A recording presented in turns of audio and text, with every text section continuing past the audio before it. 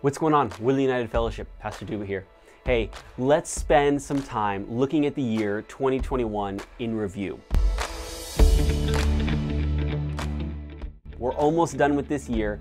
Before we get into 2022, let's remember what we have learned, the things that we have focused on, and the things that we have done to equip you, the church member, with how best to go in the world that God has put you. How have we done this? Well, let's start first off by looking at the books of the quarter through this year. The first book of the quarter is called Evangelism as Exiles by Elliot Clark, and we spent time the first quarter of this year looking at how we, believers in this world, really are exiles. This is not our true home. Heaven is our home. So we may be familiar with the culture, but really, this is a unique place for us to be. So how can we best be missional in everything that we do as believers? That's what that book focused on. The next book of the quarter was The Case for Christ, a well-known book by Lee Strobel.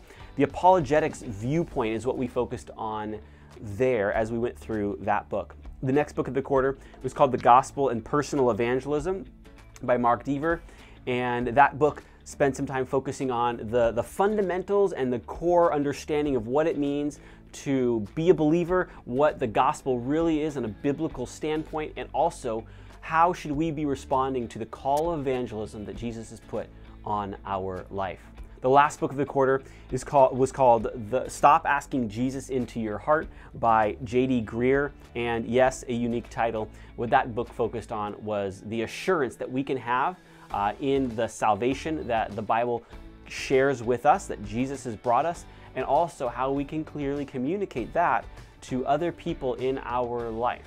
So those are the books of the quarter. Those books of the quarter paralleled the sermon series that we went through as well. So let me just remind you of some of those. We started off the year with a 10-week series in Mark called Meeting Jesus and watching how Jesus interacted with people through the book of Mark. The next series that we did was an 8-week series called Foundations, 8 questions every Christian should be able to answer. And that was an apologetic series that we did, kind of walking alongside the Case for Christ. And then after that 8-week series, we did a 12-week series through the summer, looking at 12 characters from Hebrews 11, the Hall of Faith, and watched how God's faithfulness helped them to be faithful in the places that God had put them.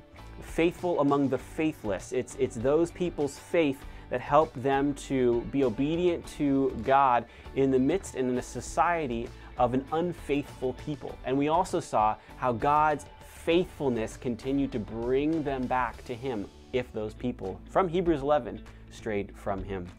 And then we concluded with James to finish up the year through November, a 13-week series there called Marks of a Mature Christian, walking out and living out with our hands, our feet, and our mouth the faith that we proclaim to one another. What does true faith lived out really look like? That's what Jesus' little brother talked about through this 13-week series. So that's kind of the year there in the sermon series, but also we wanted to equip you with some hands-on things as well, some hands-on items. One of the things that we mentioned is the gospel bracelet.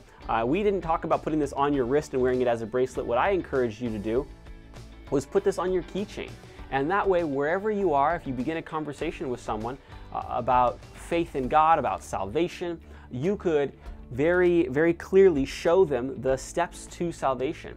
Another way that we encourage you to engage with the people around you was with invitations to church. And here we have just the service times, the Sunday school time, and on the back there is a QR code for so people can connect with us on social media.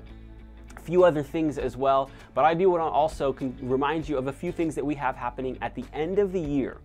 In October, we spent some time encouraging you to, and I had it with me before, but I don't anymore, give to Sparrow, the Crisis Pregnancy Center in Yolo County. And they have a baby bottle fundraiser, and through the month of October, you all have been very generous in giving financially to the ministry of Sparrow. And then also through the month of November, we're collecting hygiene items. to put together 300 plus bags to give to Fourth and Hope, and that will include a Bible tract, an invitation to church, so that we can better reach and minister to those in need in Yolo County. And then lastly, in December, we're going to be gathering funds to purchase pairs of shoes so that we can give those to some students at Freeman Elementary School. They have let us know that there is a need for shoes, and so through the month of December, we will be collecting funds for that, and then in January, be able to give them, the school, shoes for students in need. We'll also be able to include a Bible with those shoes as well. Exciting stuff. I'm really encouraged and thankful for your participation with how God has been using you and this church to reach the community for Christ. I'm also looking forward to 2022. Obviously, I have no idea what it's going to bring. Only God knows what the future holds, but we can plan and we can prepare. And as the elders and myself have been planning and preparing and talking and praying about where God is leading us in 2022, I'm excited to see how He is going to work through us as a church so that, and you know what our vision is, so that Woodland and beyond would know, love, and serve Jesus. I am so blessed and excited to see how God is going to continue using you to reach the world with the gospel. We'll see you all soon.